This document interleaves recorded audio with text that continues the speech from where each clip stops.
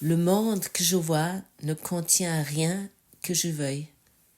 Leçon 128 du courant miracle. Le monde que tu vois n'a rien dont tu aies besoin à t'offrir. Rien que tu puisses utiliser d'aucune façon, ni quoi que ce soit qui serve à te donner de la joie.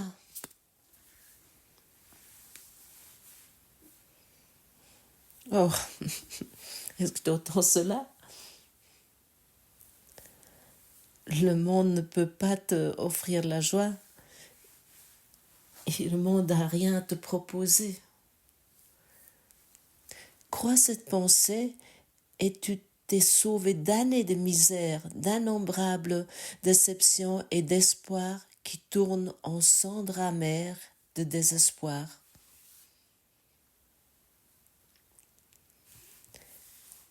Il n'est pas un qui ne doit accepter cette pensée pour vraie s'il veut laisser le monde derrière lui et s'essorer par-delà sa mesquine portée et ses petites voix. Formulé autrement, il n'y en a personne qui s'éveille, qui expérimente un éveil sans cette pensée, sans considérer cette pensée en tant que vraie. Nous sommes tous sur le chemin d'abandonner ce monde, même totalement, parce que ce monde a rien à proposer, ne contient rien, ce que nous voulons. Comment cela te semble être? Quel sentiment ça procure pour toi?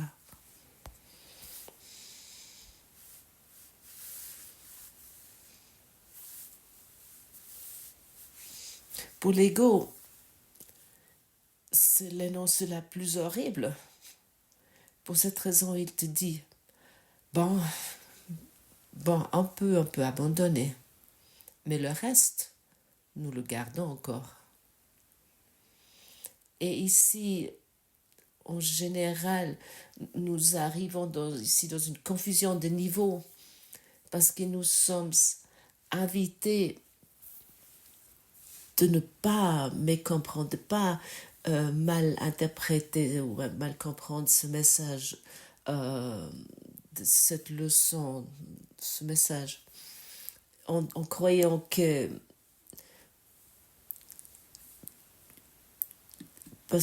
en croyant que Jésus nous dit que les choses dans ce monde sont faux, sont erronées, ils sont mauvais ou ils sont même interdits. Non. Si nous interprétons cette leçon ainsi, nous croyons qu'il nous invite d'abandonner ce qui nous valorise encore et ce qui nous considère encore comme important. Il ne veut pas que nous vivons à quelque part retirés de ce monde en tant que des ascètes en abandonnant les choses dans leur forme, mais en même temps, nous restons encore attachés.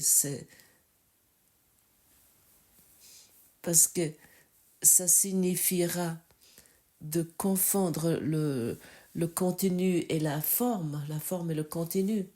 Parce qu'à ce moment-là, nous croyons que nous devons abandonner ce qui nous valorise encore, ce qui nous est encore cher. Et cela reflète à nouveau notre peur que Dieu voudrait que nous devons abandonner ce que nous voudrons encore. Et qu'ensuite, nous devons avoir uniquement encore très peu et devons vivre dans une austérité, une frugalité, d'une façon ascétique, et que nous devons passer ainsi notre journée.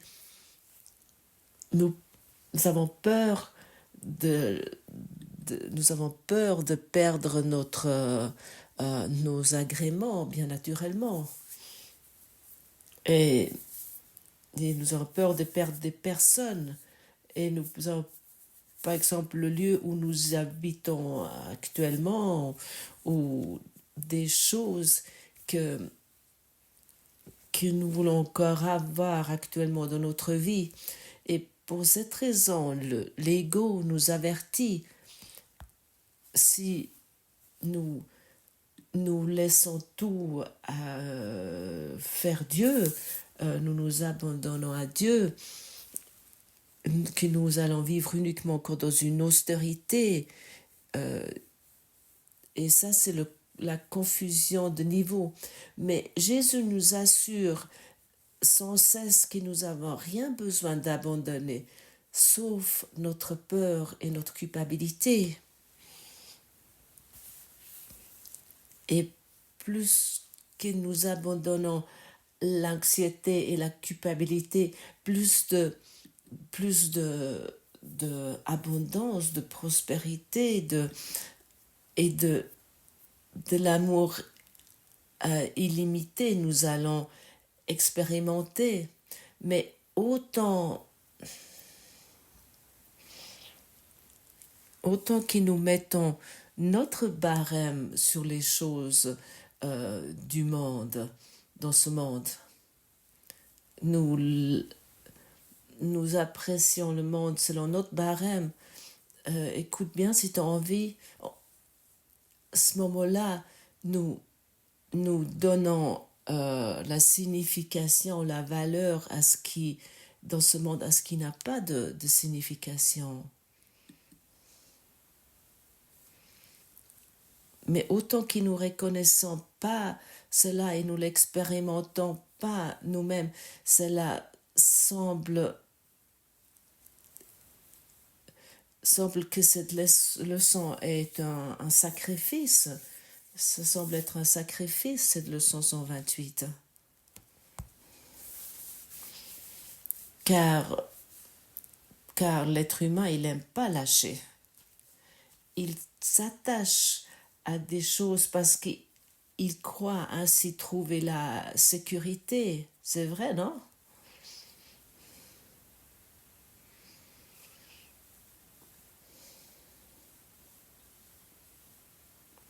Et autant que nous cherchons la sécurité dans des choses éphémères, autant que nous valorisons les choses éphémères, nous projetons la culpabilité et l'anxiété sur ces choses. Car chacun d'entre nous sait intuitivement que ce qu'il considère actuellement comme ses biens, ses propriétés, qu'il ne va pas les avoir éternellement. Il ne peut pas les garder infiniment. Peu importe quel âge d'aura, peu importe tout ce que tu fais pour cela, tu ne pourras rien garder infiniment. Et regarde combien de peur est dans cela. Regarde cela vraiment, une fois. Et regarde combien de culpabilité tu projettes sur ces choses que tu rencontres dans ton quotidien. La culpabilité parce que ces choses peuvent te blesser, la culpabilité parce que tu crois, la culpabilité et la peur parce que tu crois quelqu'un pourrait te prendre quelque chose, ou quelqu'un t'a pris quelque chose. Ça, c'est l'insanité de notre esprit, c'est la folie de notre esprit. Et cette folie s'étend sur toutes les choses que tu vois, y compris les guerres, y compris les systèmes politiques et sociaux, y compris les personnes que tu rencontres quotidiennement ou que tu vois dans les médias ou peu importe. Ça, c'est ton monde à toi.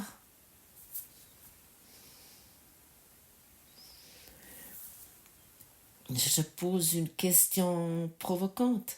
Pourquoi t'aimerais encore voir la guerre dans ton monde?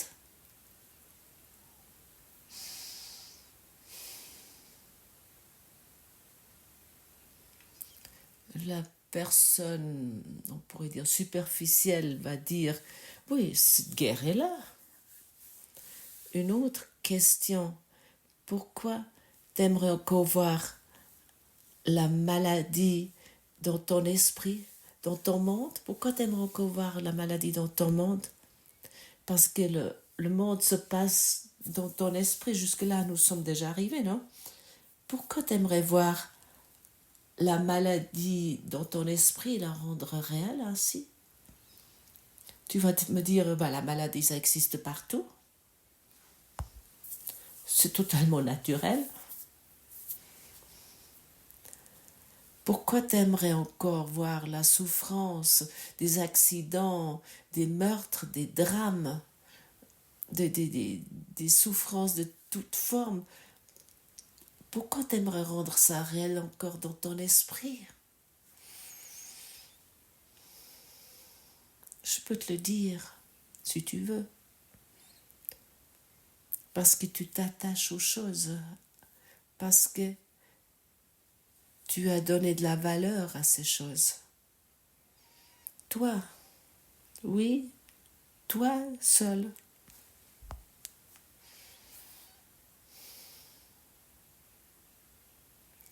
Et pour cette raison, cette leçon est tellement importante. Et pour cette raison, c'est tellement important de regarder ce qui nous considérons en tant que normal, en disant, ah, c'est ainsi, c'est comme ça. Et ça a toujours été ainsi. C'était déjà ainsi à 20 000 ans, comme aujourd'hui. Est-ce que c'est vraiment vrai?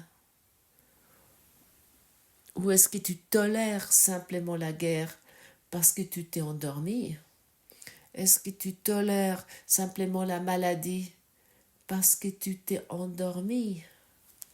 Tolères-tu seulement ces souffrances, ces douleurs dans ton monde parce que tu es trop paresseux de l'abandonner?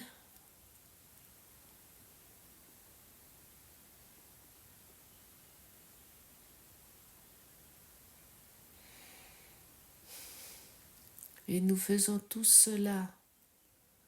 Nous faisons tous cela parce que nous donnons de la valeur à ces choses. Seulement à cause de cela, ça peut exister dans ton monde. Si ces choses n'auront plus de valeur pour toi,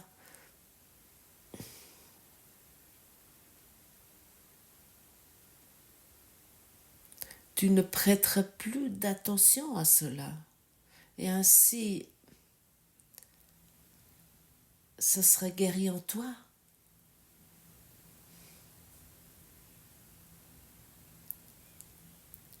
Quel sentiment ça te donne? C'est désagréable, non?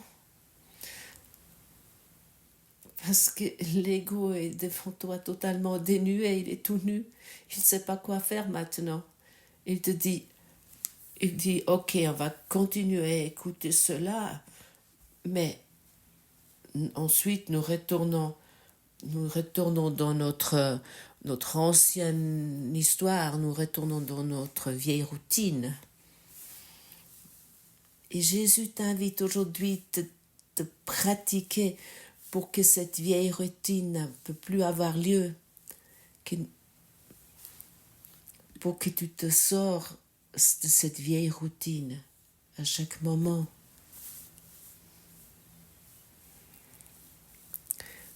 Moi, je ne tolère plus la maladie dans mon esprit. Ça signifie, je ne tolère plus la maladie dans mon monde. Je ne tolère plus la souffrance. Je ne tolère plus la guerre. Je ne tolère plus la pauvreté, la misère. Je ne tolère plus des conflits relationnels, interpersonnels. Et je ne tolère plus la mort.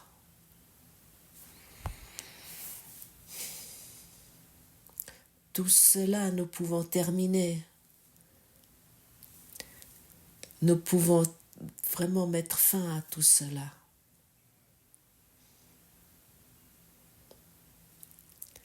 Quel sens a pour toi de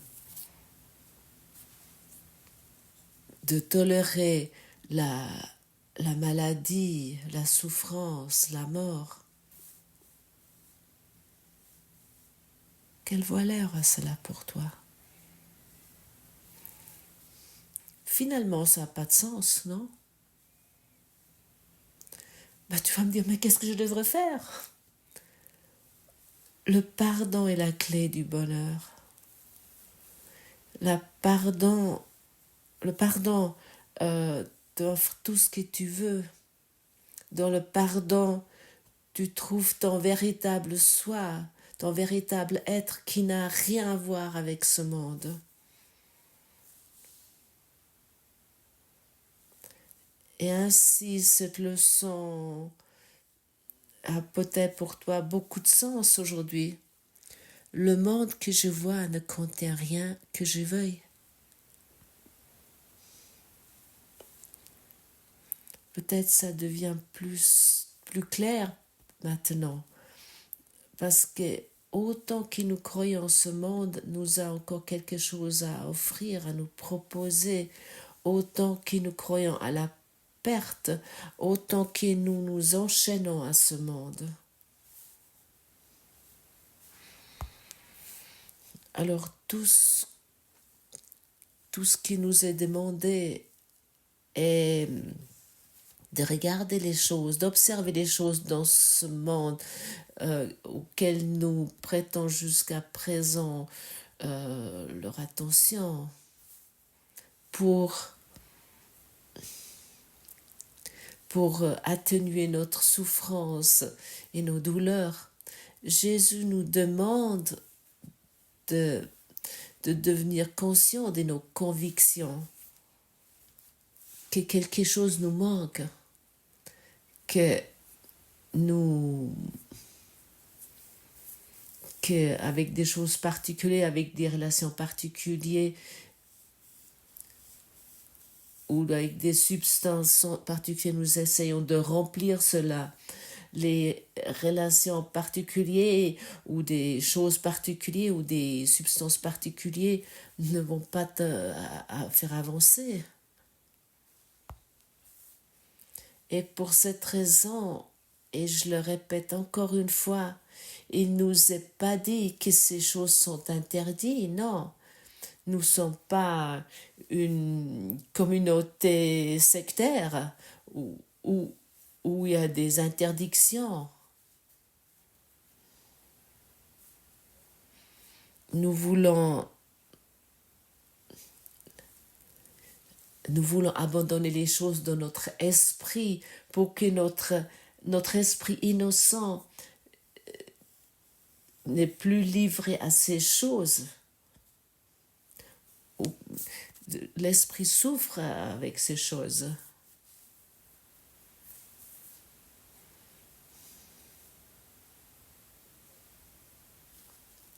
Nos jouets, nos trésors, d'un appartement, peu importe, ça ne va pas être prise. Mais mets en question, moi, pourquoi tu continues à chercher ton bonheur là-dedans? Mets en question, moi, pourquoi tu continues à être attaché à ces choses?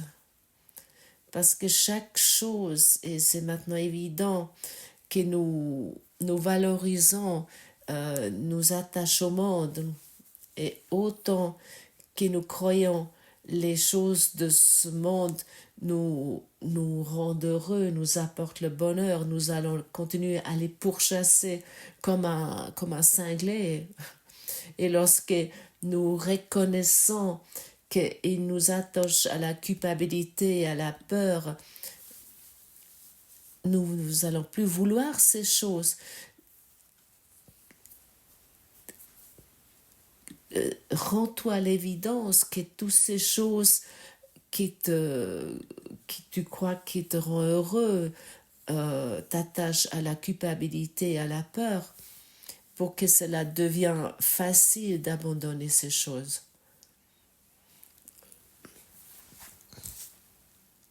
Le seul but de ce monde est de reconnaître, d'apprendre qu'il n'y a rien ici qui a une valeur intérieure, qui a une valeur. Et malgré, et ça c'est très important, tout ce qui est de ce monde peut être utilisé du Saint-Esprit pour nous aider d'apprendre les leçons du pardon. Tout est une salle de classe. Et ainsi, ça peut être considéré comme notre gourou, comme notre enseignant, duquel nous apprenons à travers nos expériences. Tout ce que nous expérimentons, tout ce que nous vivons peut nous aider à nous agrandir.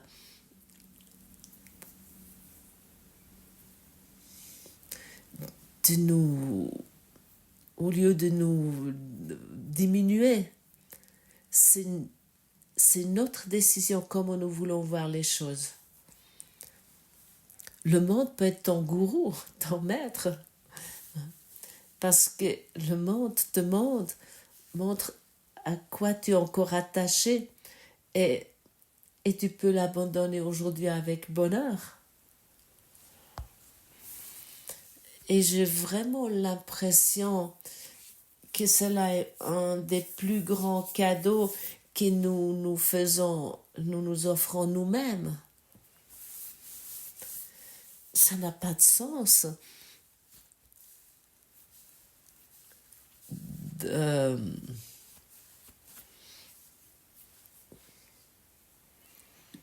ça n'a pas de sens que les guerres, les maladies ou des conflits dans notre monde, de vouloir considérer ça encore comme réel, comme vrai. C'est totalement insane, c'est totalement fou lorsque nous faisons cela. Chaque chose que tu estimes ici n'est qu'une chaîne qui te lie au monde et elle ne servira pas d'autre fin que celle-là. Car tout doit servir le but que tu lui as donné, jusqu'à ce que tu y vois un but différent. Le seul but digne de ton esprit qui contient ce monde est de le dépasser sans t'attarder à percevoir quelques espoirs où il n'y en a pas. Ne sois plus trompé. Le monde que tu vois ne contient rien que tu veuilles. Échappe aujourd'hui des chaînes que tu mets à ton esprit quand tu perçois le salut ici. Le passage 6 de cette leçon offre un exercice qui est de mon point de vue vraiment très utile et qui a beaucoup d'effets. Arrête-toi et sois calme un court moment et vois comme tu t'élèves loin au-dessus du monde quand tu délivres ton esprit des chaînes et le laisses chercher le niveau où il se trouve chez lui. Il sera reconnaissant d'être libre un moment. Il connaît où est sa place. Libre, libère simplement ses ailes et il s'envolera plein d'assurance et de joie pour rejoindre son saint but. Laisse-le reposer en son Créateur et qu'il soit ramené là à la santé d'esprit, à la liberté et à l'amour.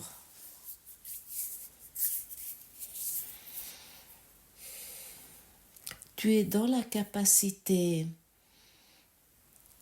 d'abandonner le monde, ton monde. Et pourquoi? Parce que tu es le faiseur de ce monde. Pour moi, c'est vraiment utile ici de simplement m'asseoir. Il n'y a pas de rue, il n'y a pas de voiture, il n'y a pas de maison, il n'y a pas de ciel, il n'y a pas d'électricité, il n'y a pas d'arbres, il n'y a pas d'eau, il n'y a pas d'oiseaux, il n'y a pas d'animal.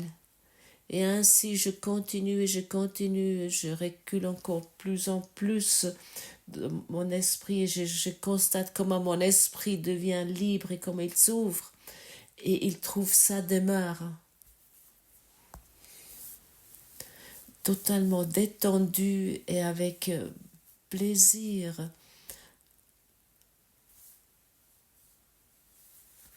Je regarde, mon esprit garde sur ce champ de bataille passé en étant reconnaissant que cela n'existe pas, ce champ de bataille. Merci d'avoir écouté. Merci mes amis francophones d'avoir écouté cette traduction, cette leçon, je la trouve chaque fois à nouveau énorme et vraiment de la pratiquer, c'est très très libérateur, même si ça fait quelques années que je fais cela. Si cette podcast vous a plu, vous pouvez mettre un pouce levé et il y a en dessous du podcast, il y a un texte que je vous conseille si vous avez envie de le lire également, il peut être très utile. À demain!